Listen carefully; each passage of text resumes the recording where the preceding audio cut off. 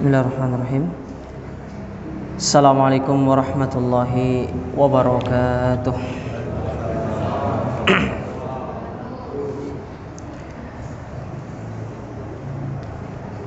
Innal hamdalillah nahmaduhu wa nasta'inuhu wa nastaghfiruh wa na'udzu billahi min shururi anfusina wa min sayyiati a'malina. Man yahdihillahu fala mudilla lahu wa may yudlil fala hadiya lahu. Wa asyhadu an la ilaha illallah wahdahu la syarika lahu wa asyhadu anna Muhammadan 'abduhu wa rasuluh. Allahumma salli wa sallim wa barik wa an'im ala abdika wa rasulika nabiyyina Muhammadin wa ala alihi wa ashabihi wa man tabi'ahum bi ihsanin ila yaumiddin wa sallama tasliman mazida, amma ba'du. Kaum muslimin wal muslimat, para ikhwan dan akhwat, para jamaah salat maghrib dan isya Masjid Al-Ikhlas yang semoga senantiasa dirahmati dan dimuliakan oleh Allah Subhanahu wa taala. Alhamdulillah, kita bersyukur kepada Allah Azza wa Jalla di kesempatan malam hari yang berbahagia ini. Allah Subhanahu wa taala masih memberikan kepada kita berbagai macam kenikmatannya. Nikmat iman, nikmat Islam, nikmat kesehatan, nikmat waktu luang, sehingga kita masih bisa beribadah kepadanya. Dan hendaklah kita senantiasa terus bersyukur atas nikmat tersebut, karena sejatinya dengan kita bersyukur maka niscaya Allah akan menambahkan nikmat-nikmat tersebut kepada kita. Kaum muslimin, para jamaah yang dirahmati dan dimuliakan oleh Allah, insyaallah mulai malam hari ini dan seterusnya pada setiap hari Senin, kita akan belajar satu kitab, buku. Sebenarnya sih bukan buku, cuma para ulama mengeluarkan, yaitu tentang Kitabul Jami'. Kitabul Jami' ini yaitu kitab yang berisi tentang hadis-hadis yang berkaitan dengan adab dan akhlak yang terdapat di dalam kitab Bulughul Maram. Jadi dari kitab Bulughul Maram itu kan dimulai dengan Kitabut Thaharah, kemudian Kitabus Shalah. Nah, di akhir dari kitab Bulughul Maram itu ada yang namanya Kitabul Jami'. Padahal sebagaimana yang kita ketahui, Bulughul Maram itu yang ditulis atau yang dikarang oleh Al-Hafidz Ibnu Hajar rahimahullah, itu adalah kumpulan hadis yang berkaitan dengan hukum-hukum, berkaitan dengan ahkam, hukum-hukum ibadah. Tapi di akhir kitab tersebut, Al-Imam Ibnu Hajar membawakan satu kitab yang disebut dengan Kitabul Jami', yang berisi tentang 6 sub pembahasan secara global, di mana di dalam 6 pembahasan itu ada adab atau ada bab yang berkaitan dengan adab, akhlak, berkaitan dengan silaturahim, berkaitan dengan zuhud. Yang keempat yaitu larangan dari akhlak yang buruk. Yang kelima tentang anjuran untuk memiliki akhlak yang baik. Dan yang keenam berkaitan dengan zikir dan doa. Nah, keenam bab itu terkumpul dalam satu pembahasan yang disebut dengan Kitabul Jami', di bab yang terakhir pada kitab Bulughul Maram. Jadi kalau misalkan Bapak punya kitab Bulughul Maram, nanti coba dilihat di bab terakhir itu ada namanya Kitabul Jami', Itu yang insya Allah akan kita pelajari pada setiap hari Senin, tentu dengan kita memohon taufik dari Allah Subhanahu wa taala. Sebelum saya masuk ke pembahasan kitabnya, perlu dipahami bahwasanya secara umum Kitabul Jami' itu berisi tentang anjuran dari Al-Imam Ibnu Hajar kepada kita untuk mempelajari yang namanya akhlak, etika. Karena agama kita itu adalah agama yang sangat memperhatikan yang namanya akhlak, etika. Ya, dan itu terbukti banyak sekali dalil-dalil yang menjelaskan kepada kita tentang bagaimana ya Islam memperhatikan yang namanya etika ataupun akhlak tersebut. Di antaranya Nabi SAW pernah bersabda, "Innama bu'ithtu liutammima makarimal akhlak." Sesungguhnya kata Nabi SAW, aku diperintahkan oleh Allah Subhanahu wa taala, aku diutus oleh Allah di atas muka bumi. Di antara risalah yang beliau bawa adalah untuk mengajarkan kepada manusia tentang akhlak yang mulia. Penting akhlak itu. Ya, penting yang namanya akhlak, yang namanya etika itu penting. Karena seorang mukmin adalah seorang yang tidak lepas dari yang namanya etika, selalu erat kaitannya dengan etika. Baik, sebelum saya masuk ke pembahasan inti dari kitab ini, saya ingin terlebih dahulu menyampaikan kepada kita tentang apa keutamaan dari seorang memiliki akhlak yang baik. Seorang menghiasi dirinya dengan akhlakul karimah. Kita sering mendengar akhlakul karimah kan? Nah, apa sih keutamaannya? Apa reward atau balasan yang akan diberikan kepada kita dari Allah Subhanahu wa taala kalau kita menghiasi diri kita dengan akhlakul karimah? Yang pertama, bahwasanya akhlak yang mulia itu merupakan akhlaknya Rasulullah sallallahu alaihi wasallam. Artinya tatkala seorang berusaha untuk memiliki akhlak yang mulia, berarti dia telah mencontoh akhlaknya Nabi. Saya ulangi. Ketika seorang berusaha untuk menghiasi dirinya dengan akhlak yang baik, dengan perangai yang baik, dengan etika yang baik, berarti dia telah berusaha untuk mencontoh perangai, etika dan akhlaknya Nabi sallallahu alaihi wasallam. Sebagaimana hal ini Allah tegaskan di dalam Al-Qur'an dalam surat Al-Qalam. Kata Allah Subhanahu wa taala, "Nun wal qalami wama yasturun." Nun, dan demi pena dan apa-apa yang dituliskan oleh pena tersebut. Ma anta bi ni'mati rabbika bimajnun. Sekali-kali engkau wahai Muhammad bukan termasuk orang gila. Karena orang-orang Quraisy di zaman dahulu memberikan salah satu gelaran kepada Nabi itu termasuk beliau itu adalah orang gila. Jadi Nabi dikatakan majnun. Ya, maka Allah bantah mereka dengan mengatakan ma anta bi ni'mati rabbika bimajnun. Sekali-kali tidak, dengan nikmat dari Allah kamu bukan orang gila. Yang gila itu mereka. Seolah-olah Allah ingin mengatakan demikian kepada Nabi. Kamu tidak gila, yang gila itu mereka, orang-orang musyrikin itu. Kenapa mereka gila? Karena mereka tidak mau mengikuti ajaranmu. Ya. Lalu apa kata Allah Subhanahu wa taala?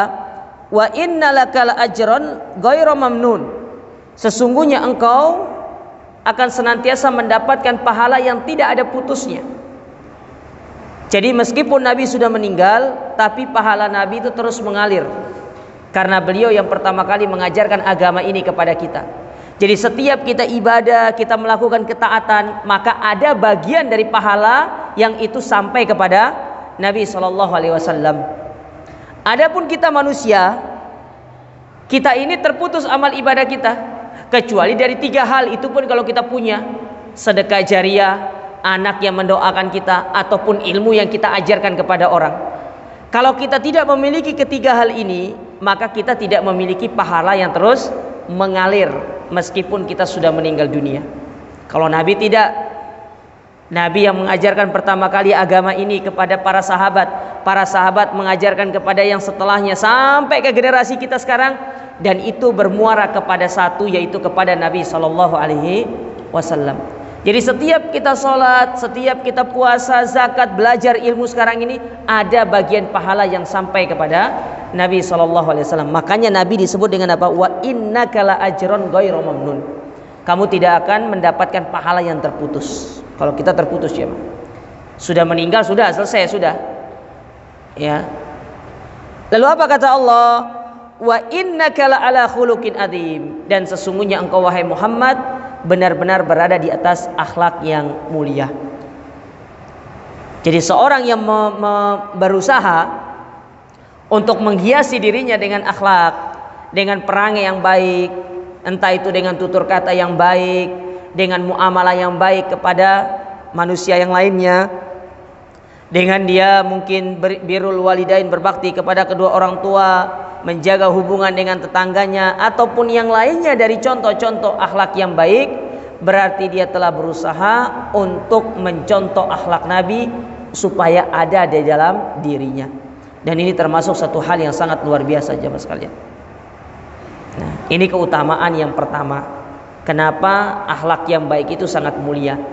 Karena itu merupakan akhlaknya Nabi. Yang kedua,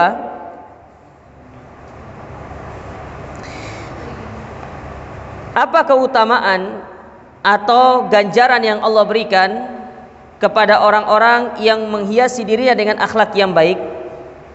Bahwasanya akhlak yang baik ini merupakan salah satu sebab seseorang, atau merupakan salah satu sebab atau faktor yang paling besar di dalam memasukkan orang ke dalam surga. Jadi salah satu jalan menuju surga itu seorang menghiasi dirinya dengan akhlak yang baik, dengan perangai yang baik semasa hidupnya.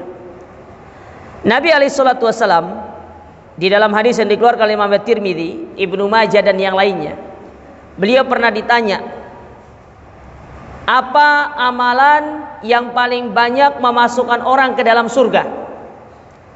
Ya, amalan apa yang kalau kita amalkan potensi masuk surganya besar, kata para sahabat.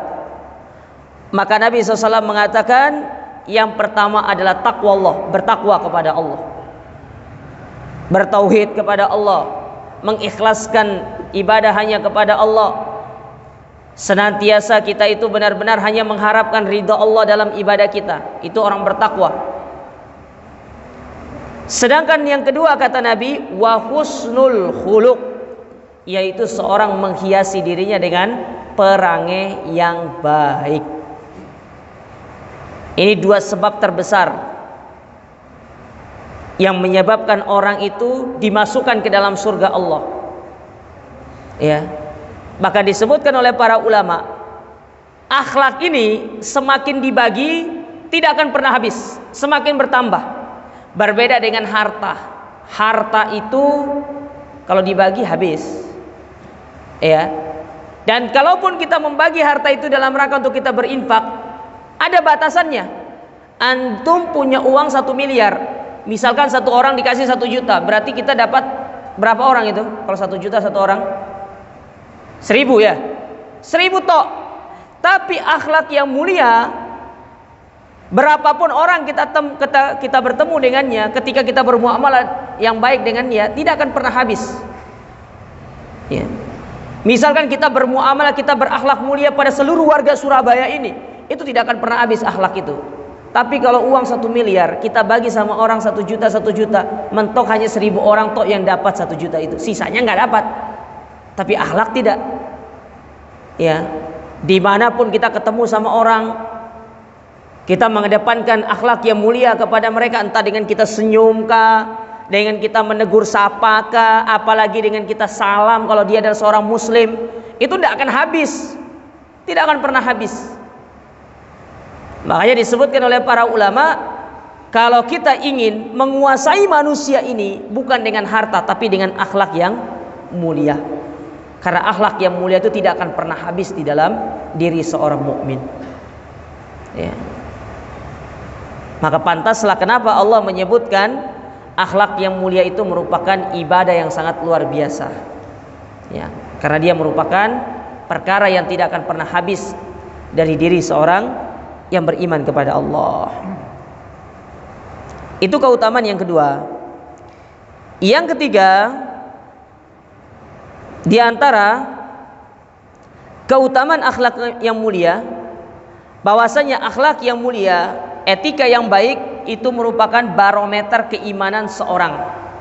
Baik tidaknya iman kita itu tergantung bagaimana dari akhlak kita. Baik atau tidaknya iman kita itu bisa kita lihat dari bagaimana perangai kita dalam kehidupan kita sehari-hari.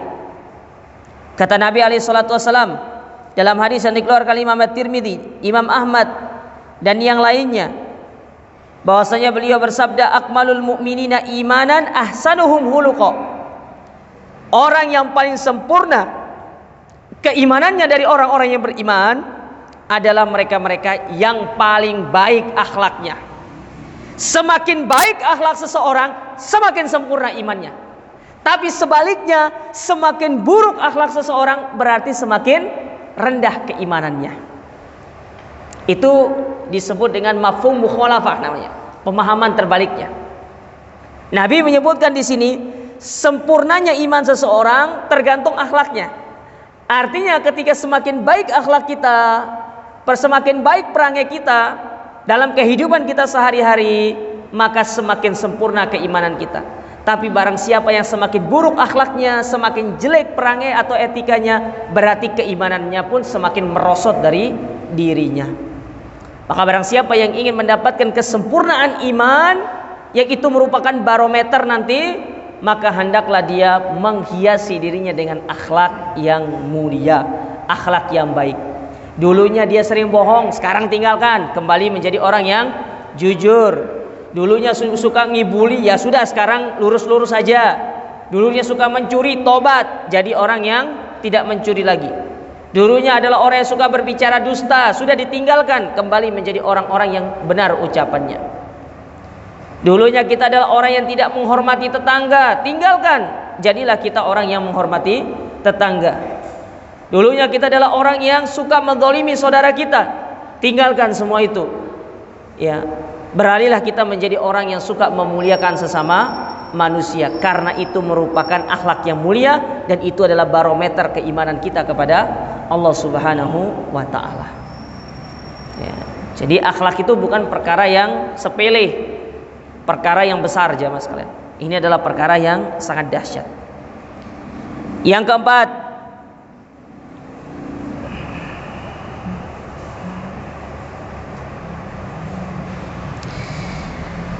di antara keutamaan akhlak yang mulia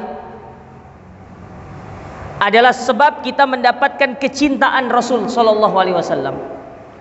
Sebab mendapatkan cintanya Rasul. Karena ingat, perkaranya itu bukan mengaku cinta. Sebagaimana kata Imam Ibnul Qayyim, beliau pernah mengatakan, laisa sya'nu an tuhib, lakinna sya'nu an tuhab. Perkaranya bukan kita mengaku cinta, tapi apakah kita juga dicintai. Jangan sampai kita mengaku cinta, tapi cinta kita bertepuk sebelah tangan. Ya, bertepuk sebelah tangan itu sakit jemaah. Ya.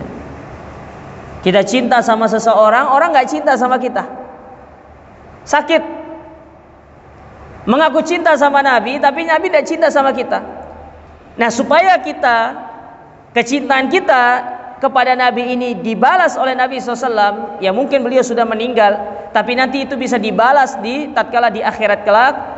Salah satu caranya adalah dengan kita menghiasi diri dengan akhlak yang mulia, karena Nabi yang akan mengatakan demikian ini. Beliau bersabda dalam hadis yang dikeluarkan oleh Imam At-Tabrani dan yang lainnya, yang mana hadis ini adalah hadis yang hasan, bahwasanya Rasul sallallahu alaihi wasallam bersabda, inna ahabbakum ilayya ahasinukum akhlaqa. Sesungguhnya orang yang paling aku cintai adalah mereka-mereka yang memiliki akhlak yang baik. Lihat, Nabi mengatakan apa? Sesungguhnya orang yang paling aku cintai adalah mereka-mereka yang memiliki akhlak yang baik atau yang paling baik akhlaknya. Lalu Nabi memberikan sebuah gambaran bagaimana akhlak yang baik itu. Lalu beliau mengatakan, al-muwatta'una aknafan alladzina ya'lafuna wa yu'lafun. Yang dimaksud dengan akhlak yang baik, kata beliau, yaitu orang yang baik secara kepribadian dan orang yang mudah bergaul serta mudah diajak bergaul. Itu orang yang baik. Kita mudah bergaul sama orang. Orang kalau bergaul sama kita juga sangat mudah. Ya. Karena ada orang susah bergaul jemaah sekalian. Entah itu tercermin melalui kata-katanya yang pedes gitu kan. Mungkin karena kebanyakan makan lombok mungkin. Lombok lagi larang ya sekarang. Jangan terlalu banyak makan lombok. Lagi mahal. Ya. Entah dengan sikapnya memang tidak baik gitu loh, tidak enak. Ya. Maka kata para ulama, kalau kita ingin melihat orang itu punya akhlak yang baik atau tidak, ketika kita berada di sampingnya, kita nyaman bersama dia. Ketika kita ngobrol sama dia, ya, obrolan kita itu tidak ada kata-kata dia yang kita dengar itu menyakitkan hati kita. Itu contoh orang yang mudah bergaul, enak diajak bergaul, dan memiliki ciri dari akhlak yang baik. Karena ada orang itu susah diajak bergaul. Ya. Katanya cocok-cocokan. Saya orangnya cocok-cocokan sama orang lain. Ya. Benar. Kadang-kadang kita tuh merasa cocok dengan, ya saya cocok dengan dia, saya tidak cocok dengan dia. Tapi kalau orang yang memiliki akhlak yang baik, dengan siapapun dia bergaul itu, dia bisa mengkondisikan dirinya. Dia bisa menempatkan dirinya bagaimana dia harus bersikap. Itu yang dimaksud dengan al-muwatta'una aknafan alladzina ya'lafuna wa yu'lafun. Ya. Ketika dia bersama orang yang lebih tua, dia tahu bagaimana dia bersikap. Ketika dia bersama orang yang sebaya, dia tahu bagaimana dia harus bersikap. Ketika dia bersama orang yang lebih kecil, dia tahu bagaimana dia harus bersikap. Dan ini tidak mungkin akan didapatkan kecuali oleh orang-orang yang senantiasa membiasakan dirinya berada di atas akhlak yang mulia. Ya, penting. Mudah bergaul itu penting. Karena dengan kita mudah bergaul, menambah relasi, itulah yang menjadi sebab nanti kunci-kunci rezeki. Ya, kita kan sering banyak nih. Semakin banyak kita kenal orang, itu pintu rezekinya semakin besar. Tapi semakin kita mengeksklusifkan diri, semakin kita mempersempit ruang lingkup kita, itulah yang menyebabkan pintu-pintu rezeki pun menjadi sempit. Ya, menjadi sempit jemaah. Kalau bahasa kita apa ya? Luwes gitu ya orangnya ya, luwes gitu ya. Ya, mudah gitu orangnya tuh. Bukan mudah-mudahan ya maksudnya. Ya. Orangnya mudah. Ya. Mudah dia itu, jadi enak gitu loh. Kita kalau ketemu sama dia tuh enak, ya, nyaman. Nah, ini contoh orang yang memiliki akhlak yang baik. Dan orang yang memiliki sifat ini, kata Nabi, adalah mereka-mereka yang sangat dicintai oleh Nabi alaihi salatu wassalam.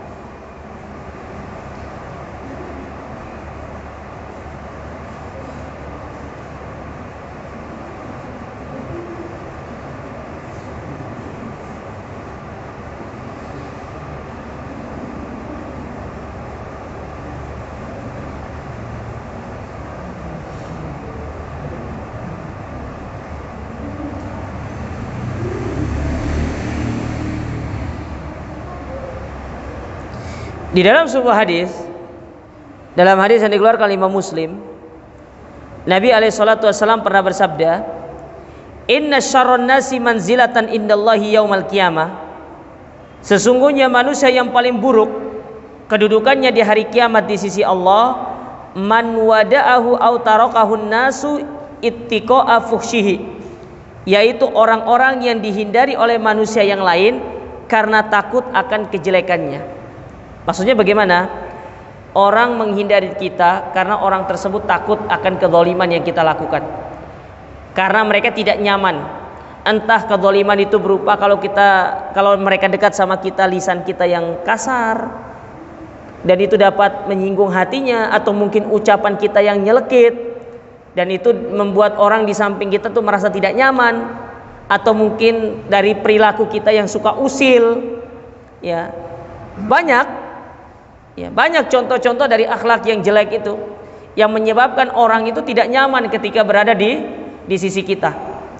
Nah, kata Nabi, orang yang punya sifat seperti ini, yang dijauhi sama orang karena akhlaknya buruk, bisa jadi adalah orang yang akan mendapatkan tempat yang paling buruk di hari kiamat di sisi Allah Subhanahu wa ta'ala.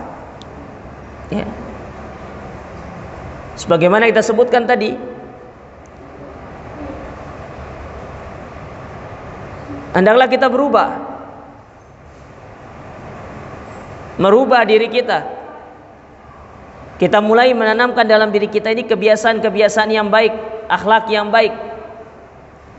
Ya, jangan sampai akhlak yang buruk yang terus kita pertahankan dan itu kita anggap satu hal yang biasa, menjadikan kita justru akan terjerumus ke dalam tempat yang buruk di sisi Allah Subhanahu wa taala di hari kiamat.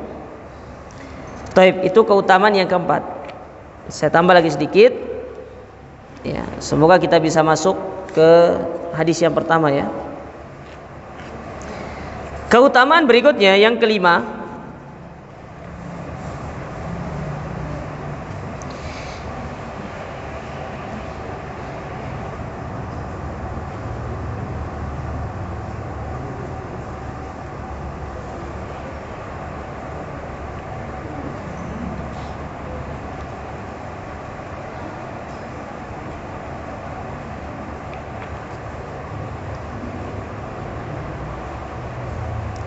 keutamaan yang kelima, bahwasanya akhlak yang mulia, akhlak yang baik menjadi sebab seseorang ditinggikan derajatnya di dalam surga oleh Allah Subhanahu wa taala. Saya ulangi. Akhlak yang mulia menjadi sebab seseorang ditinggikan derajatnya di dalam surga di hari kiamat. Dalam hadis yang dikeluarkan Imam Tirmidzi, Rasul sallallahu alaihi wasallam bersabda, "Inna min ahabbikum ilayya wa aqrabikum minni majlisan yaumal qiyamah ahasinakum akhlaqa." Sesungguhnya orang yang paling aku cintai dan yang paling dekat kedudukannya dariku di hari kiamat adalah mereka-mereka yang memiliki akhlak yang mulia. Hadis ini dijadikan juga dalil oleh para ulama tentang seseorang itu bisa mendapatkan surga yang sama dengan Nabi Shallallahu Alaihi Wasallam. Paham ya maksud saya? Ya. Seseorang, hadis ini dijadikan dalil oleh para ulama akan bisanya atau seseorang itu bisa berada di dalam satu surga bersama Nabi. Karena secara umum ya, kita ini kalau misalkan hanya mengandalkan amalan-amalan yang ya ala kadarnya, itu tidak bisa bersama Nabi dalam satu surga, yang mana kita tahu para Nabi itu berada di surga Firdaus, surga yang paling tinggi. Ya. Kalau kita berkaca dengan amalan kita sekarang ini, yang kadang sholatnya ada khusyuknya, kadang tidak ada khusyuknya, ya kadang ikhlas, kadang riya, gitu kan? Ya sedekahnya juga kadang ikhlas, ya kadang pingin cari muka, gitu. Belum nanti yang lainnya. Kalau kita mau mau menimbang amalan yang kita kumpulkan selama di dunia, itu kalau dijadikan sebagai tiket untuk bisa bersama Nabi dalam satu surga, itu tidak bisa. Ya, karena banyak kekurangan-kekurangan yang ada dalam diri kita. Tapi Nabi memberikan solusi kepada kita. Cara supaya kita ini bisa bersama Nabi dalam satu surga.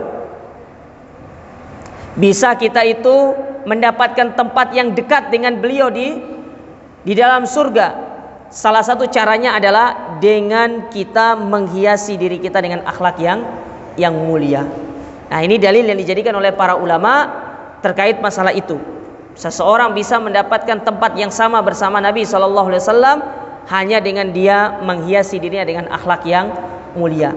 Tapi tentu masalah seperti yang wajib, sholat, puasa, zakat, itu tetap dia lakukan dengan penuh keikhlasan kepada Allah Subhanahu wa taala. Tapi ini adalah amalan penunjang yang menunjang kita supaya kita bisa naik derajatnya sampai kepada surga Firdaus dan memiliki tempat yang sangat dekat dengan Nabi sallallahu alaihi wasallam. Kita kan pingin tuh kalau di surga kelak kita itu bisa bertetangga sama Nabi, Ya, masa di dunia tidak ketemu, sekarang di surga pun tidak bisa jadi tetangga, ya. Rugi kita. Sama seperti salah seorang sahabat. Dikisahkan dalam sebuah riwayat, ada seorang sahabat Nabi, beliau pernah bermalam bersama beliau. Jadi sahabat Nabi ini pernah bermalam bersama Nabi dalam satu malam. Di sepertiga malam terakhir atau di akhir malam, sahabat ini bangun untuk mengambilkan sebaskom air, lalu diberikan kepada Nabi SAW untuk persiapan sholat malam, sholat tahajud. Ketika sahabat ini membawa air satu baskom ini kepada Nabi, maka Nabi bertanya kepada sahabat yang membawa baskom ini, "Ya fulan, minta kepadaku, aku akan berikan apa yang engkau inginkan." Kata dia, "Sesungguhnya aku ingin menemanimu di dalam surga." Artinya orang ini, sahabat ini pingin berada di dalam satu surga bersama Nabi SAW. Lalu Nabi bertanya lagi, "Ada yang lain yang engkau minta?" Kata dia, "Tidak ada, hanya aku ingin bersamamu di dalam surga." Ya, coba kalau kita disuruh minta, ya, minta apa? Kesempatan ini. Aku jaluk oma sak praboti sak furnituri. Ya, jaluk mobil. Ya, jaluk motor. Kabeh sini jaluk. Ya, iya Ustaz. Namanya juga dikasih kesempatan minta, ya minta sapuase. Ya. Kayak peristiwa makan sepuasnya. Nah, itu. Dibayar 100.000 makan sepuasnya. Makanya dari sebelum zuhur sampai menjelang maghrib, sholat asarnya di restorannya. Ya, sholat zuhur sama asar di restorannya. Nggak mau rugi. Itu manusia. Nah, sahabat gitu, "Saya tidak minta apa-apa ya Rasulullah, saya cuma minta supaya aku bisa bersamamu di dalam satu surga, supaya aku bisa menemanimu di dalam surga Firdaus kelak, karena aku tidak ingin berpisah denganmu." Apa jawaban Nabi SAW kepada sahabat ini? Kata Nabi SAW, "Fa'inni ala nafsika bikasratis sujud." Cara supaya engkau bisa bersamaku dalam satu surga, maka perbanyaklah engkau melakukan sujud. Apa maksudnya? Perbanyaklah engkau melakukan sholat. Kalau sholat 5 waktu itu tidak bisa diperbanyak, wis mentok 17 rakaat. Maka dari situ para ulama menyimpulkan hadis ini kaitannya bukan terkait sholat wajib, tapi kaitannya adalah terkait sholat sunnah, yaitu kita memperbanyak mengerjakan sholat sunnah yang telah disyariatkan. Karena sholat sunnah itu banyak. Ada sholat tahajud, dan ini adalah sebaik-baik sholat setelah sholat 5 waktu. Ada sholat duha, ada sholat witir, ada sholat tahiyatul masjid, ya. Kemudian ada sholat wudhu. Apalagi sholat apa? Ya, banyak sholat itu. Ada sholat intidor namanya, sholat ketika menunggu khotib naik ke atas mimbar. Ya. Intinya memperbanyak sholat. Karena dengan kita memperbanyak sholat ini, itulah yang akan bisa memuluskan jalan kita untuk bisa bersama Nabi di dalam satu surga. Ya, sholat rawatib tadi ada juga. Ya, itu kalau dijaga sholat rawatibnya sampai meninggal dunia, tidak bolong-bolong, orang ini pasti masuk ke dalam surga insya Allah. Kalau dia meninggal di atas tauhid, bukan meninggal di atas kesyirikan.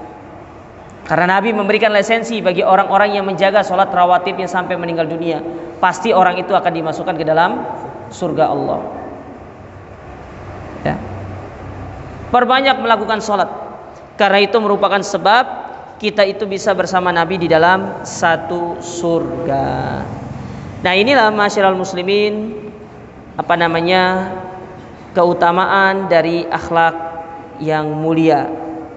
Bahwasanya seseorang itu benar-benar diperintahkan untuk dia itu memiliki akhlak yang mulia. Taib. Kita pindah ke pembahasan berikutnya, yaitu akhlak itu dibagi menjadi 2. Ada 2 jenis. Ya. Ada dua jenis. Yang pertama, ada yang disebut dengan akhlak jibilli. Apa sih akhlak jibilli? Watak asli. Itu disebabkan karena genetik biasanya. Watak aslinya kita. Ya. Faktor bawaan. Ada orang tuanya temperamen. Umumnya anaknya juga ya temperamen. Ya. Ada yang orang tuanya itu lemah lembut. Biasanya juga terbawa kepada anaknya menjadi anak yang lemah lembut. Nah, itu namanya sifat atau watak akhlak jibili namanya. Ada watak asli, sifat yang sifatnya asli, memang bawaan, original dari bawaannya.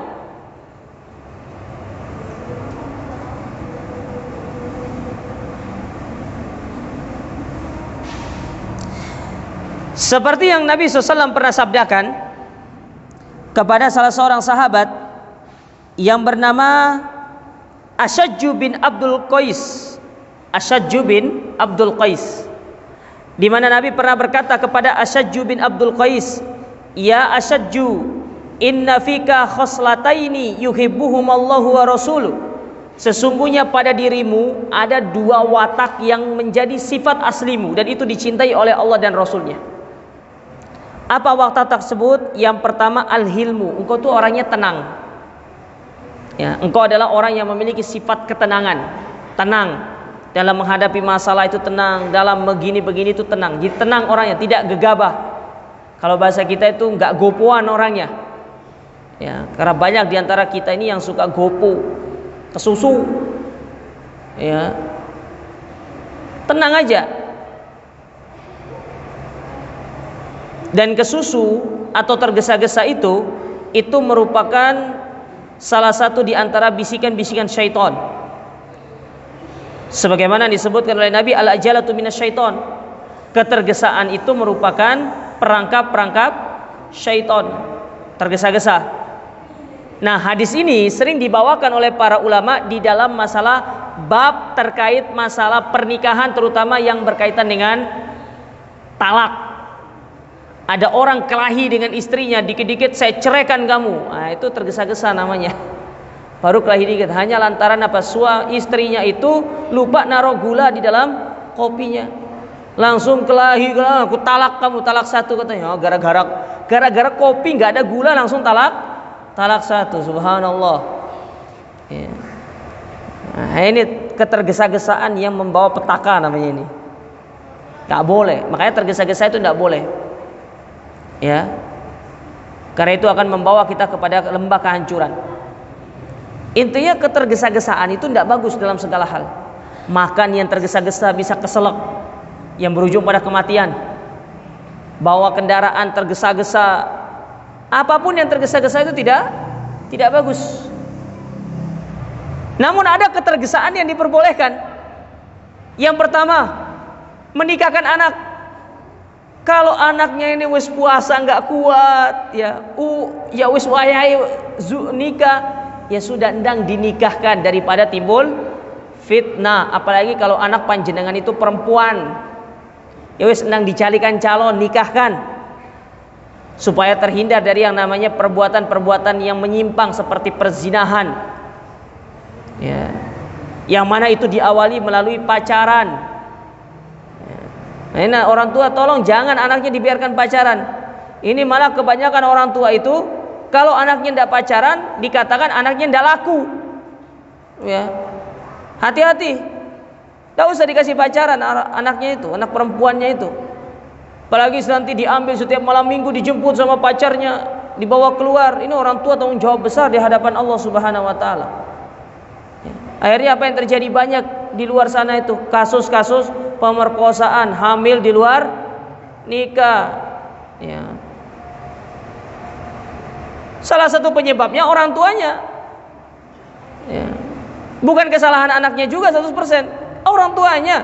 Ngapain orang tuanya tidak melarang anaknya, justru menjadi motor penggerak dan pendorong anaknya supaya dia pergi keluar bersama laki-laki yang bukan mahramnya. Nah, ini perlu diperhatikan jemaah sekalian. Ya, orang tua kita ini orang tua punya anak. Kalaupun anak kita laki-laki, ya udah dinasihati. Wis nggak usah pacaran, kamu langsung nikah aja. Ya. Karena itu berbahaya, apalagi di zaman sekarang ini berbahaya jemaah sekalian. Kayak kisah kemarin itu, seorang wanita depresi karena dihamili oleh kekasihnya, akhirnya bunuh diri. Ya, kan gitu kan? Ya, banyak kemungkaran yang disebabkan itu. Makanya tidak usah, hati-hati orang tua kita. Kita ini punya tanggung jawab besar di hadapan Allah jamaah terkait anak-anak kita. Bukan hal sepele masalah anak itu. Hal yang besar. Ya, hal yang besar. Fa idza ja'atis sokho, ketika hari kiamat itu ditegakkan, yauma yafirrul mar'u min akhi, seorang lari dari saudaranya, wa ummihi wa abi, dari istri dan dari bapak dan ibunya, wa sahibatihi wa bani, dari pasangannya, dari istrinya, dari suaminya dan dari anak-anaknya. Kita lari dari pasangan kita lari dari kita. Kita lari dari anak-anak kita, anak-anak pun kita lari dari kita. Apa maksudnya lari di sini? Mereka tidak mau diminta pertanggungjawaban, kita pun tidak mau diminta pertanggungjawaban oleh mereka di hadapan Allah. Tapi mau nggak mau kita akan dipertemukan dan kita akan disidang.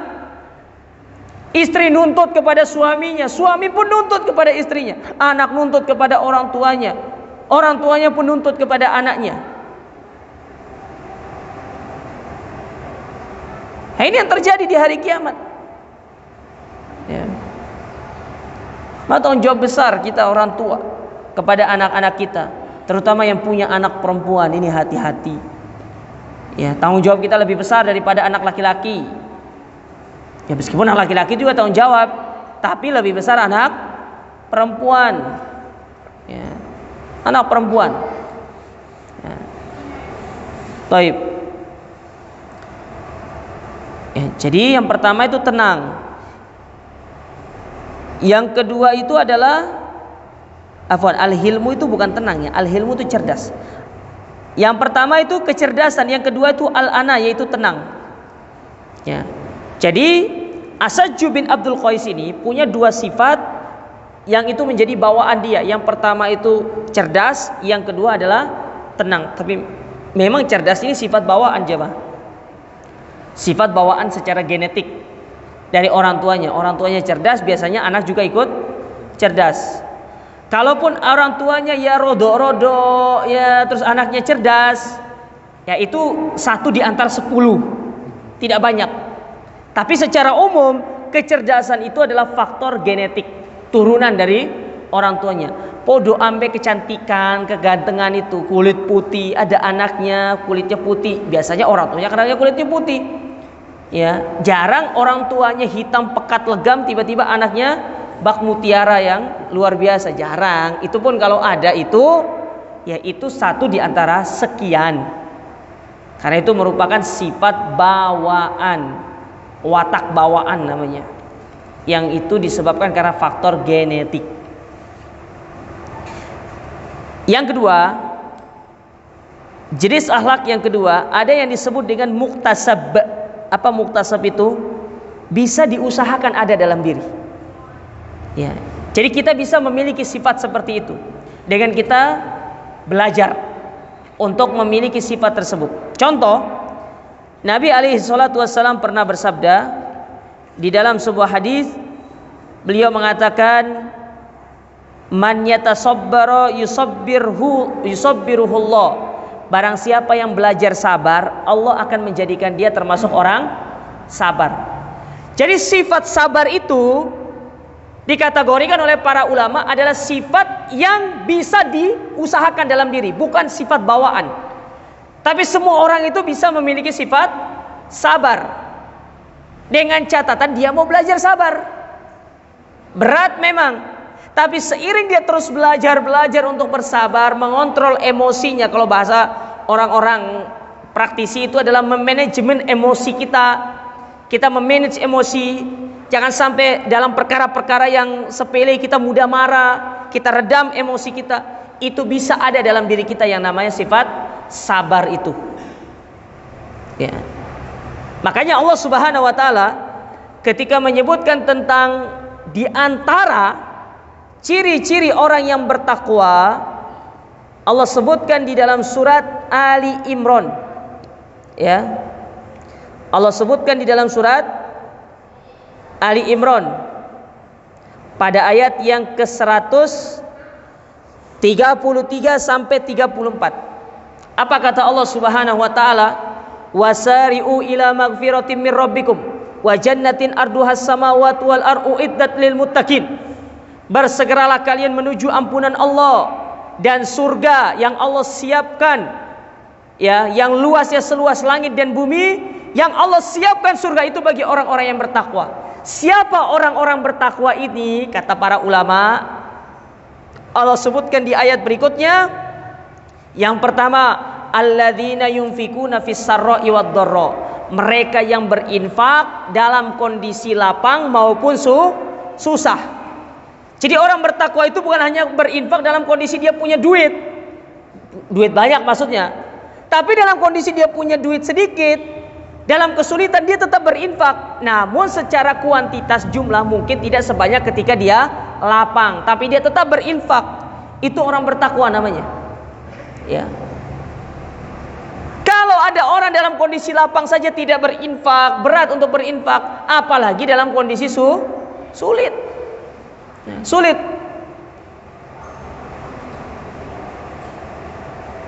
Makanya orang bertakwa itu dia berinfak dalam dua kondisi ini. Kondisi dia lapang dan kondisi dia sulit. Itu orang yang bertakwa yang hakiki. Yang kedua, kata Allah Ta'ala, wal kadhiminal ghaidha, yaitu mereka-mereka yang meredam emosi. Tadi Nabi menyebutkan apa? Man yatasabbar yusabbirhullahu. Barang siapa yang bersabar, belajar sabar, Allah akan menjadikan dia menjadi orang sabar. Nah, kesabaran itu secara definisi itu menahan emosi. Tapi ada tingkatan yang lebih tinggi derajatnya daripada sekedar sabar, yaitu yang disebut dengan kadhiminal ghaid. Kadhmul ghaid namanya. Apa itu kadhmul ghaid? Yaitu di mana seseorang berada pada puncak kemarahan, yang mana sebagian orang itu dia ingin meluapkan kemarahannya, tapi orang ini tidak dia luapkan kemarahannya. Dia berusaha untuk menurunkan, meredam emosinya itu sehingga dia bisa menjadi orang yang mengontrol dirinya. Ini namanya kadhimul ghaid namanya. Susah orang dapat seperti ini. Lihat Nabi SAW pergi ke Taif, dilempar sama orang Taif, ya, sampai gigi beliau kaki beliau berdarah, pipi beliau itu kena batu berdarah. Sehingga di satu pohon kurma didatangi sama malaikat Jibril dan malaikat penjaga gunung, yaitu Malakul Aksyabain. Kata malaikat gunung, ya Rasulullah, aku ambil dua gunung itu, aku timpakan ke masyarakat Taif, selesai. Dalam kondisi puncak kemarahannya Nabi. Apa kata Nabi SAW? Tidak usah, aku doakan mereka supaya mereka menjadi orang-orang yang beribadah kepada Allah. Nah, ini contoh kadhimul ghaid. Ya, kalau mungkin bahasa kita tuh marahnya sudah sampai sini. Apa maksudnya ini ya? Sampai otak. Ya. Nih hampir-hampir stres sudah orang kayak gini nih. Saking marahnya jemaah. Tapi dia redam amarahnya, dia turunkan. Entah dengan dia beristighfar kepada Allah, dengan dia memohon kepada Allah supaya dia ya dijaga untuk tidak mengeluarkan amarahnya. Ya, dia rendam, dia turunkan sampai menjadi stabil. Ini masuk ke dalam kategori kadhimil ghaid namanya. Ya, kadhiminal ghaid atau kazmul ghaid. Dia meredam emosinya. Ya. Sulit memang mendapatkan ini, tapi kalau kita sudah bisa mendapatkan ini jamaah sekalian, luar biasa. Ya, luar biasa sifat seperti ini. Wes kita nggak usah ngomong yang ini sudah. Ya, mungkin bagi kita terlalu jauh. Sekarang kita berbicara sabar aja. Orang yang bisa terus menerapkan kesabaran dalam dirinya, ini orang beruntung jemaah. Karena tidak semua orang itu bisa terus berada dalam kondisi sabar. Makanya ada sebuah istilah yang kita sering dengar di tengah masyarakat, kesabaran itu ada batasnya. Kita katakan sabar itu nggak ada batasnya. Kalau antum mengatakan kesabaran itu batasnya, ada batasnya, berarti ketika sudah sampai puncak batasnya kemudian tidak bisa bersabar lagi, berarti memang kesabaran kita sudah sampai situ. Berarti kita termasuk bukan orang-orang yang sabarnya itu luas. Karena namanya sabar itu nggak ada batasnya, tidak ada batasnya. Ya. Karena semakin seseorang itu belajar untuk bersabar, ujiannya itu semakin berat. Semakin berat jemaah. Bukan malah semakin ringan, semakin berat. Semakin naik level kesabaran kita, semakin berat ujiannya. Makanya sabar itu tidak ada istilah, nggak ada batasnya. Ya. Sebagaimana sabar tidak ada batasnya, makanya pahala sabar itu tidak ada batasnya. Pahala sabar itu tergantung sejauh mana kita bersabar. Ya, kalau sabarnya level 1, ya pahalanya level 1. Ya. Kata Allah Subhanahu wa taala, "Innamas sabiruna ya innama yuwaffas sabiruna ajruhum bighairi hisab."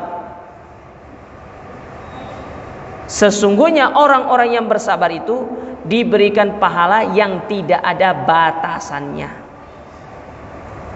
Ya. Tidak ada batasannya. Karena pahala sabar itu tergantung sejauh mana kesabaran kita di dalam kita menghadapi satu masalah tersebut. Taib jemaah sekalian, ini dua akhlak yang disebutkan oleh para ulama, bahwasanya akhlak itu ada dua jenis. Yang pertama jibil, yaitu watak asli, dan yang kedua ada disebut dengan muktasab, yaitu bisa kita upayakan. Di antara contoh sifat sabar. Dan insyaallah untuk pertemuan berikutnya kita akan masuk nanti langsung ke bab yang pertama atau hadis yang pertama dari Kitabul Jami ini, yaitu tentang hak sesama muslim. Insyaallah kita bahas pada Senin depan. Aku qouli hadza, subhanakallahumma rabbana bihamdika, asyhadu an la ilaha illa anta astaghfiruka wa atubu ilaik. Wassalamualaikum warahmatullahi wabarakatuh.